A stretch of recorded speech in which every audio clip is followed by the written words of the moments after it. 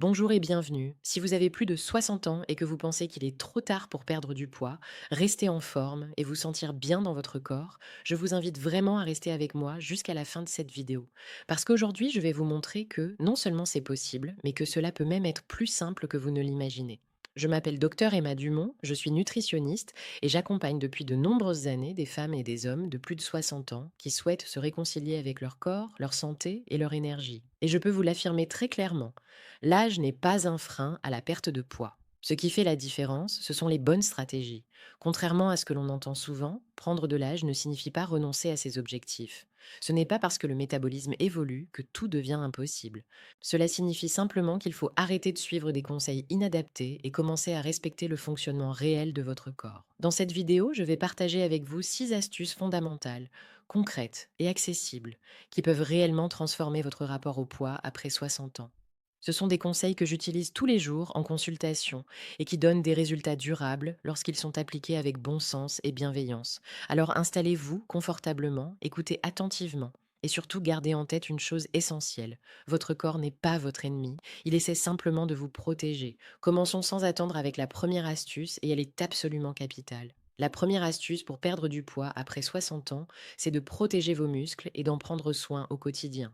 Quand on parle de muscles, beaucoup de personnes imaginent uniquement les muscles visibles, ceux que l'on regarde dans le miroir, les bras, les cuisses, les abdominaux.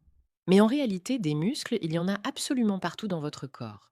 Quand vous souriez, ce sont des muscles qui travaillent. Quand vous clignez des yeux, ce sont des muscles. Votre cœur est un muscle. Votre diaphragme, qui vous permet de respirer, est un muscle. Même vos intestins sont entourés de muscles indispensables au bon fonctionnement de votre transit. Autrement dit, vos muscles ne servent pas seulement à bouger. Ils sont essentiels à votre santé globale. Avec l'âge, à partir de la vingtaine, la masse musculaire diminue progressivement. C'est un phénomène naturel, mais il devient problématique si l'on ne fait rien pour le compenser.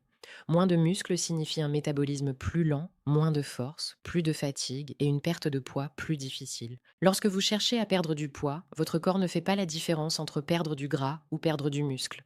S'il manque de ressources, il peut éliminer les deux. Et perdre du muscle est exactement l'inverse de ce que nous voulons. Pour protéger vos muscles, la première clé, c'est l'alimentation et plus précisément les protéines. Plus on avance en âge, plus les besoins en protéines augmentent. Et pourtant, c'est souvent l'inverse qui se produit. Je vois très régulièrement des personnes qui, le soir, se contentent d'une soupe et d'un yaourt. Cela peut sembler léger et raisonnable, mais en réalité, ce n'est pas adapté. Idéalement, chaque repas principal devrait contenir une source de protéines de qualité.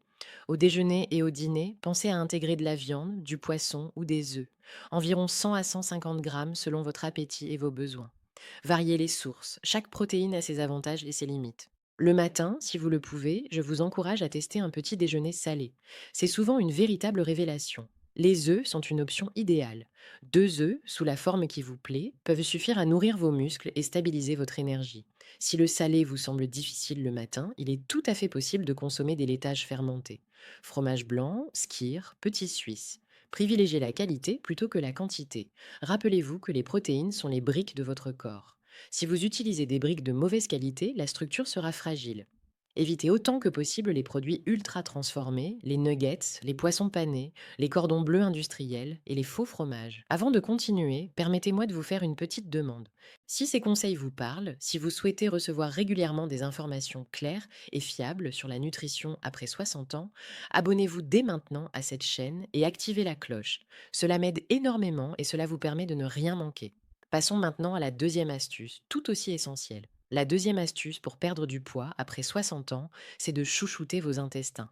Dans vos intestins vivent des milliards de bactéries. On appelle cela le microbiote intestinal. Ces bactéries jouent un rôle majeur dans votre immunité, votre digestion, votre transit, mais aussi dans vos envies alimentaires. Un microbiote déséquilibré peut favoriser les envies de sucre, les fringales et le stockage des graisses.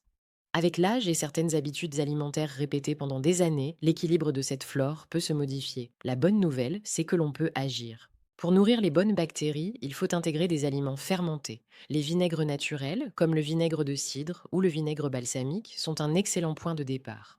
Les laitages fermentés sont également très intéressants, surtout lorsqu'on digère moins bien le lait liquide. Fromage, yaourt grec, fromage blanc. Variez les fromages. Pâte molle, pâte dure, fromage de chèvre, fromage persillé. Ajoutez également d'autres aliments fermentés comme le kéfir, le kombucha, le tempeh ou la choucroute. Mais les bonnes bactéries ont aussi besoin de fibres pour vivre. Les fibres proviennent principalement des fruits et des légumes. Essayez de consommer au moins 2 portions de légumes par jour et environ 3 fruits variés. La diversité est la clé. La troisième astuce est souvent sous-estimée. Apprendre à gérer les imprévus. Les repas entre amis, les invitations, les fêtes font partie de la vie. Se priver de tout n'est ni réaliste ni souhaitable. L'équilibre alimentaire ne se joue pas sur un repas, ni même sur une journée. Il se construit sur l'ensemble de la semaine. Un repas plus riche ne fait pas prendre du poids à lui seul. Se culpabiliser est inutile et contre-productif. Le but n'est pas de perdre vos amis pour perdre quelques kilos. La quatrième astuce consiste à se remettre en cuisine. Privilégier le fait maison est l'une des décisions les plus puissantes que vous puissiez prendre pour votre santé. Un plat industriel est presque toujours plus gras, plus salé et plus sucré qu'un plat préparé chez vous. Organisez-vous. Préparez toujours un peu plus et congelez. Vous vous constituerez progressivement une réserve de plats sains et prêts à l'emploi. La cinquième astuce concerne votre temps libre. Certaines personnes s'ennuient, d'autres sont surchargées. Dans les deux cas, le stress peut influencer le poids. Trouvez un équilibre. Bougez régulièrement. Marchez. Respirez. Enfin, la sixième et dernière astuce est souvent négligée. Le sommeil. C'est la nuit que le corps se répare. Dormez dans le noir. Évitez les écrans avant le coucher. Essayez de conserver des horaires réguliers. Un bon sommeil facilite la perte de poids, régule les hormones et améliore l'énergie. Prenez soin de vous. Votre corps mérite votre attention et votre respect.